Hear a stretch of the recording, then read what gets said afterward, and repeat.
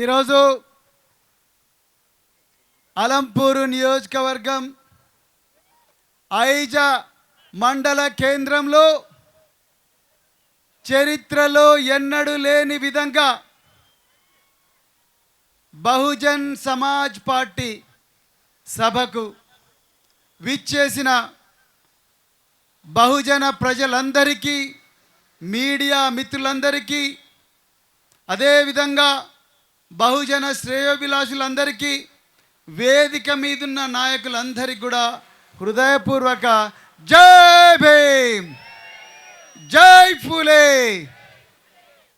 మిత్రులారా, మొట్టమొదటిసారి బెంజీ కుమారి మాయావతి గారి ఆశీర్వాదంతో తెలంగాణలో ఉండే 3,99,00,000 మంది బహుజన బిడ్డల ఆశీర్వాదంతో మేము మా చరిత్రలోనే మొట్టమొదటిసారిగా హెలికాప్టర్లో ఈరోజు మీ దగ్గరికి వచ్చినాం. ఎప్పుడన్నా విన్నరా? కూలీ తల్లుల బిడ్డలు, పారిశుద్ధ్య కార్మికుల బిడ్డలు, ఆటో డ్రైవర్ల బిడ్డలు వీళ్ళందరూ నాయకులై ఇలా గాలి మోటార్ల మా ఓట్లు మేమే వేసుకుంటాం, మా రాజ్యం మేమే తెచ్చుకుంటామని చెప్పడం ఎప్పుడన్నా విన్నరా? వినలే. మిత్రులారా, మేము ఎయిర్పోర్ట్కి వచ్చిన తర్వాత ఒక మీడియా మిత్రుడు అడిగిండు, సార్ మీ హెలికాప్టర్ ఎట్లా జరుగుతున్నది? మీ వెనుక ఎవరన్నా ఒక మెగా కంపెనీ వాళ్ళు ఉన్నారా? మై హోమ్ కంపెనీ వాళ్ళు ఉన్నారా? లేకపోతే ఇంకా ఆగర్భ శ్రీమంతులు ఎవరన్నా ఉన్నారా అని చెప్పి అడిగిండ్రు. మిత్రులారా, అయ్యా అట్లాంటోళ్ళు మా వెనుక ఉండరు. ఒక కేసీఆర్ వెనుకనో, ఒక కిషన్ రెడ్డి వెనుకనో, ఒక రేవంత్ రెడ్డి వెనుకనో ఉంటారు తప్ప బహుజన సమూహం వెనుక మాకు అటువంటి శ్రీమంతులు లేరు.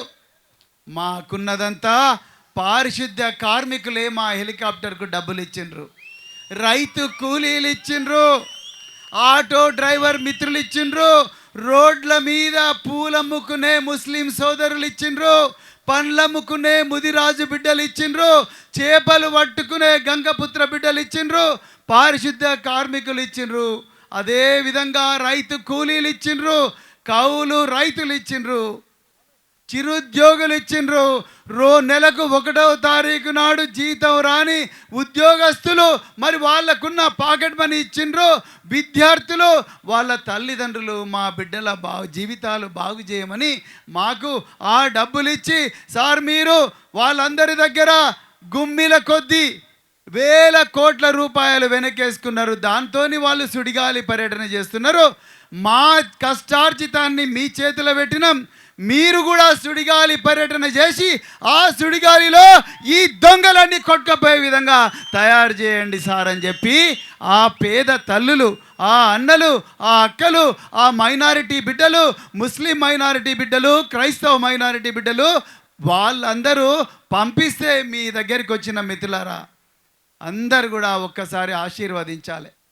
బహుజన్ సమాజ్ పార్టీ అభ్యర్థులు ఎవ్వరు కూడా ఆగర్భ శ్రీమంతులు కాదు. కష్టార్జితాన్ని నమ్ముకొని ఇవాళ మీ ముందరికి వచ్చిన బిడ్డలు వీళ్ళందరూ కూడా ఇవాళ వాళ్ళలాగా ఓటుకు నోటిచ్చి, ఓటుకు 1000 రూపాయలు ఇచ్చి 29వ తారీఖు నాడు రాత్రి నోట్ల కట్టలు నడుము కట్టుకొని వచ్చి రాత్రిపూట పంచేవాళ్ళు కాదు, లేకపోతే 90 ml బాటిల్ ఇచ్చేవాళ్ళు కాదు, ఇంటి దగ్గర ఫ్రీగా వనభోజనాలు పెట్టేవాళ్ళు కాదు.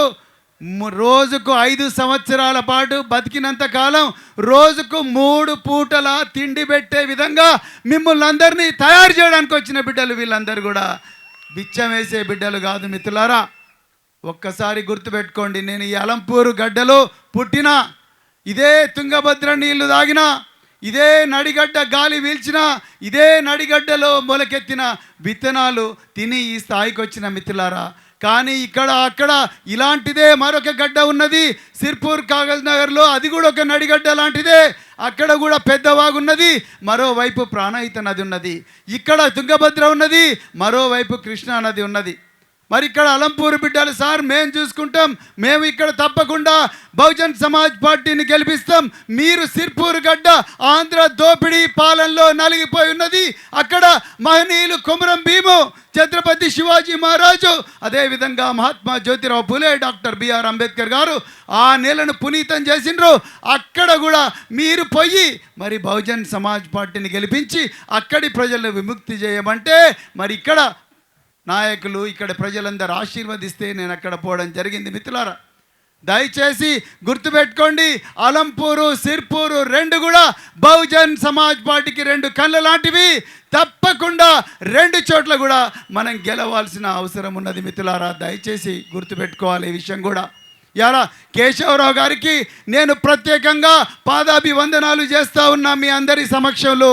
ఒకప్పుడు కేవలం జీరోలో ఉండే బహుజన్ సమాజ్ పార్టీని ఈరోజు హీరోగా తయారు చేసిన వ్యక్తి ఎంసీ చెన్నకేశవరావు, పుల్లూరు పులిబిడ్డ. ఆయనకు టికెట్ ప్రకటించినప్పుడు కేశవరావు గారు నా దగ్గరకు వచ్చి ఆయన ఏమన్నారు, సార్ నేను కాదు నాకన్నా బాగా చదువుకున్న వ్యక్తి ఆర్ ప్రసన్న కుమార్ గారు 2009లో ఇక్కడ ఎమ్మెల్యేగా పోటీ చేశారు. కేవలం 1000 ఓట్ల తేడాతోని కొంతమంది దుర్మార్గులు కుట్రలు చేయడం వల్ల 1000 ఓట్ల తేడాతోని ఓడిపోయారు. ఈసారి కూడా ఆయననే నిలబెట్టి అసెంబ్లీకి ఈ అలంపూరు బిడ్డల గొంతుకగా పంపించాలని చెప్పేసి కేశవరావు గారు నా దగ్గరికి ఆర్ ప్రసన్న కుమార్ గారిని తీసుకొచ్చి మరి వారికి ఆయన బీఫాము ఆయనకు దారాదత్తం చేసిన కేశవరావు గారి త్యాగాన్ని చరిత్ర ఎప్పుడు కూడా మరిచిపోదు. ఈ అలంపూరు గడ్డ మాత్రమే కాదు, మొత్తం తెలంగాణ గడ్డ కూడా కేశవరావు గారి త్యాగాన్ని స్మరించుకుంటుందని చెప్పేసి ఈ సందర్భంగా నేను చెప్తున్నా. మిత్రులారా, బహుజన్ సమాజ్ పార్టీ అంటే కుటుంబాల పార్టీ కాదు. బహుజన్ సమాజ్ పార్టీ అంటే ఈ కుతంత్రాలతో బతికే పార్టీ కాదు, కోట్లు వెనకేసుకునే పార్టీ కాదు మిత్రులారా. బహుజన్ సమాజ్ పార్టీ కేసీఆర్ అన్నట్టుగా మేము ముందర నీతులు చెప్పి వెనక గోతులు దవ్వే పార్టీ కాదు మిత్రులారా బహుజన్ సమాజ్ పార్టీ. నువ్వు మొన్న ఏమన్నావయ్యా కేసీఆర్, నేను తుమ్మిళ్ళ దగ్గర కుర్చీ వేసుకొని కావలి కుక్కలాగా మీ అందరి కోసం బతికి మీకు నీళ్లు తీసుకొస్తానన్నావు. ఎక్కడ పోయింది తుమ్మిళ్ళ? కావలి కుక్క ఎక్కడ పోయిండో కానీ అలా గుంట నక్కగా మారిండు ముఖ్యమంత్రి. మిత్రులారా, మనందరి జీవితాల్లో మన్ను పోసిండ్రు. ఎక్కడ పోయింది తుమ్మిళ్లకు? 800 కోట్ల రూపాయలు ఇస్తున్నావు. ఎన్ని కోట్లు ఇచ్చినావు? 100 కోట్ల రూపాయలు ఇచ్చి అది కూడా సగం పనులు. ఎక్కడ పోయింది జీలకల్లు రిజర్వాయర్? ఎక్కడ పోయింది మల్లనకుంట రిజర్వాయర్? ఎక్కడ పోయిన ఈ రిజర్వాయర్లని? ఆర్డీఎస్ కెనాల్కు ఇప్పటికి కూడా మరమ్మతులు లేవు. చేసిన మరమ్మతుల్లో కూడా ఘోరంగా భారీ కుంభకోణాలు చేసిండ్రు. మీ బతుకులే కుంభకోణాలు, మీ బతుకులే కుతంత్రాలు, ఇవన్నీ కూడా మరి జరుగుతూ ఉన్నాయి తెలంగాణలో. మిత్రులారా, ఒక్కసారి ఆ రైతు సోదరులు బాగా అర్థం చేసుకుంటారు. మీరు ఏ వ్యవసాయ శాఖ అధికారిని అడిగినా, అయ్యా మా పంటలో దిగుబడి బాగా వస్తలేదు, భూమిలో మరి సారం తగ్గిపోతూ ఉన్నది, ఏం చేయాలంటే ఏం చెప్తారు? మీరు 10 సంవత్సరాల నుంచి ఒకటే పంట వేస్తున్నారు, దయచేసి పంట మార్పిడి చేయండి అని అంటారు మిత్రులారా. అవునా కదా? పంట మార్చండి, వేరే పంట వేయండి అంటారు. ఇవాళ తెలంగాణలో కూడా కల్వకుంట్ల కుటుంబమే 10 సంవత్సరాల నుంచి రాజ్యం వెళ్తూ ఉన్నది. తెలంగాణ పూర్తిగా నిస్సారం అయిపోయింది. తెలంగాణ పూర్తిగా దోపిడీ గురైంది. తెలంగాణలో ఉండే డబ్బంతా కూడా ఇలా కల్వకుంట్ల కుటుంబం వాళ్ళ ఫామ్ హౌస్లో దాచిపెట్టుకున్నారు మిత్రులారా. మరి రైతులు ఏ విధంగా అయితే పంట మారుస్తారో ఈరోజు మనం కల్వకుంట్ల కుటుంబాన్ని మార్చాలా వద్దా? 2 చేతులెత్తి చెప్పండి, మార్చాలా వద్దా? బరాబర్ మార్చాలి. కానీ మార్చే ముందు ఒక జాగ్రత్త, మళ్ళీ తీసుకుపోయి మళ్ళీ ఇంకొక దొర చేతిలో పెట్టొద్దు. కాంగ్రెస్ దొరల చేతిలో పెట్టొద్దు, లేకపోతే బీజేపీ దొరల చేతిలో పెట్టొద్దు. మీరు ఎప్పుడన్నా చూసిండ్రా మిత్రులారా? బీఆర్ఎస్ పార్టీ ఈ ప్రాంతంలో వాల్మీకి సోదరులు ఎక్కువగా ఉంటారు, కుర్వ సోదరులు ఎక్కువగా ఉంటారు. బీఆర్ఎస్ పార్టీ, కాంగ్రెస్ పార్టీ, అదేవిధంగా బీజేపీలు ఎంతమంది వాల్మీకి సోదరులకు టికెట్లు ఇచ్చిండ్రు చెప్పండి. అలా మీరు ఎస్టీ కోటా గురించి వచ్చిండ్రు. తప్పకుండా బహుజన్ సమాజ్ పార్టీ అధికారంలోకి వచ్చిన వెంటనే ఎస్టీ రిజర్వేషన్ పెంచి వాల్మీకి సోదరులను అందులో కలుపుతాం. మిత్రులారా, ఎంతమంది పార్టీలు, ఎన్ని పార్టీలు వాల్మీకి సోదరులకు ఎస్టీ ఇక్కడ టికెట్లు ఇచ్చిండ్రు చెప్పండి. మేము బహుజన్ సమాజ్ పార్టీ బహింజీ కుమారి మాయావతి గారి నాయకత్వంలో స్వప్న శ్రీనివాసులు అనే ఒక వాల్మీకి బిడ్డ బాగా చదువుకున్న మహిళకు మహబూబ్ నగర్లో టికెట్ ఇచ్చినాం. ఇవాళ మైబూస్ వాల్మీకి ఎక్కడున్నాడు? మైబూస్ వాల్మీకి ఈ వనపర్తి నియోజకవర్గంలో టికెట్ ఇచ్చినాం. మిగతా పార్టీలు ఎవరైనా టికెట్లు ఇచ్చినరా? ఒక్కసారి ఆలోచించండి మిత్రులారా. ఇలా హెలికాప్టర్లో వస్తుంటే మాకు భూములు కనిపించినాయి.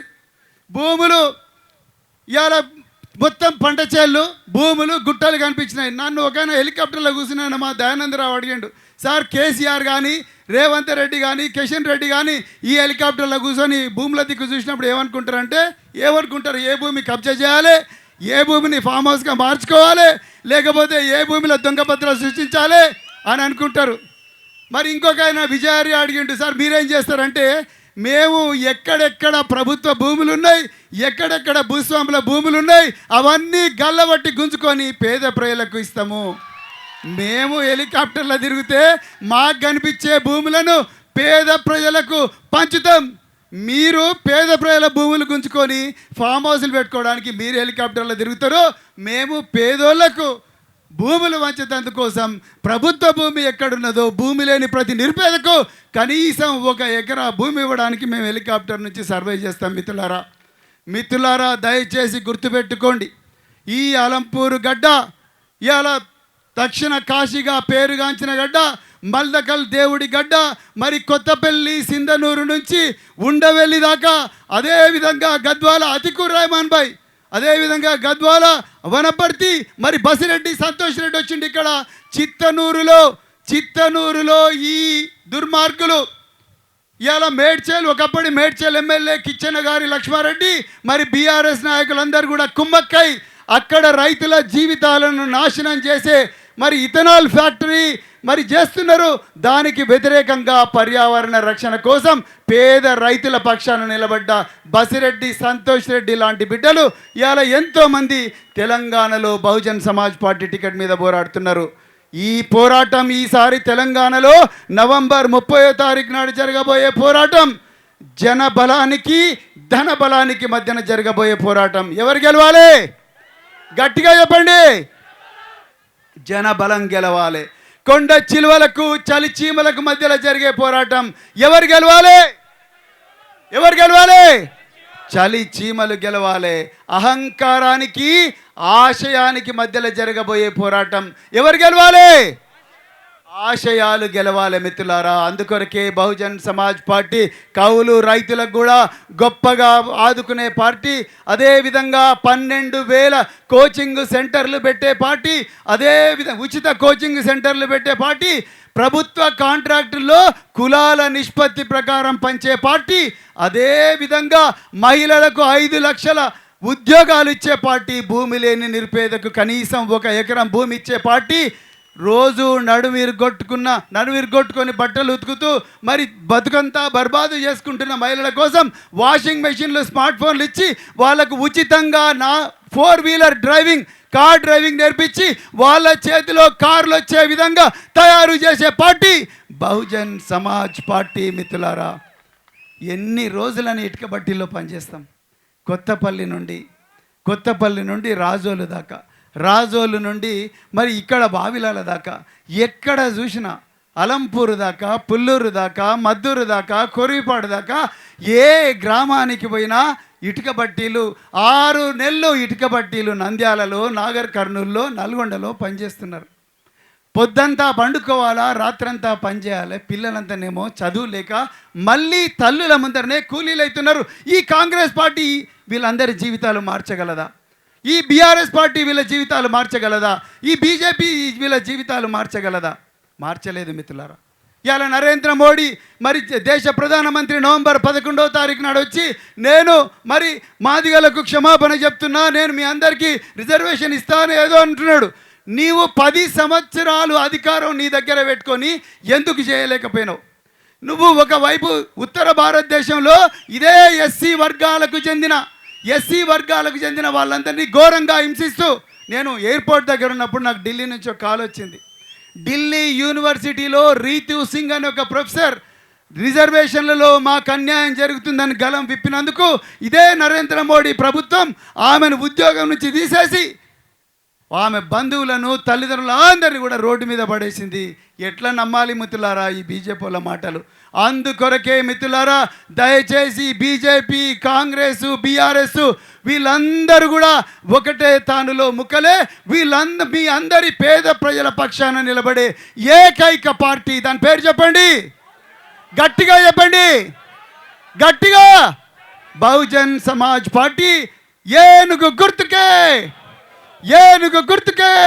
ఒక్కసారి అందరు నిలబడి రెండు చేతులతో ఒక్కసారి ఆశీర్వదించండి అభ్యర్థులందరినీ కూడా. ఏనుగు గుర్తుకే, ఏనుగు గుర్తుకే. మిత్రులారా, గ్రామ గ్రామానికి పోవాలి. మనకు మీడియా సపోర్ట్ చేసినా చేయకపోయినా, మన దగ్గర డబ్బులున్నా లేకపోయినా, ఆనాడు దావీదు మహారాజు ఎట్లయితే గోలియత్తో రాళ్లతోని, కారంతోని, దుబ్బతోని కొట్లాడిండో, ప్రతి ఒక్కరు కూడా ఒక దావీదు మహారాజై ఆ రోజు అభిమన్యుడు ఎట్లయితే చక్రవ్యూహంలో పోరాడిండో, ఆ విధంగా ప్రతి ఒక్కరు కూడా ఒక గట్టు భీముడులాగా, కొమరం భీములాగా మీరందరూ కూడా పోరాడాలని చెప్పి కోరుకుంటూ, గ్రామ గ్రామాన ప్రతి ఇంటికి తిరిగి నవంబర్ 30వ తారీఖు నాడు జరగబోయే ఎలక్షన్లో మీ విలువైన ఓటు ఏనుగు గుర్తుకేయాలని చెప్పి కోరుకుంటూ, మీ అందరి ఆశీర్వాదం కోరుతూ, మీ అందరి ముద్దు బిడ్డగా మరొక్కసారి జై భీమ్, ఏనుగు గుర్తుకే.